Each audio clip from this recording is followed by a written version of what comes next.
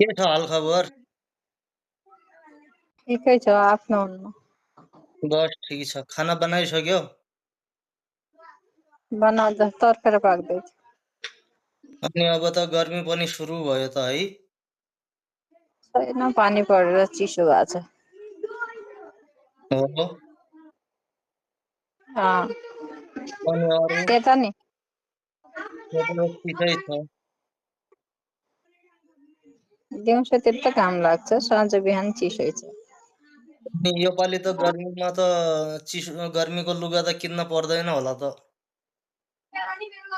गर्मीमा के लुगा चाहियो र? गर्मीमा किन्नु पर्दैन है? अब 2 पैसा बचाउन पर्छ। हो र? हो त है। फेरि गरौँला हुन्छ। बाई।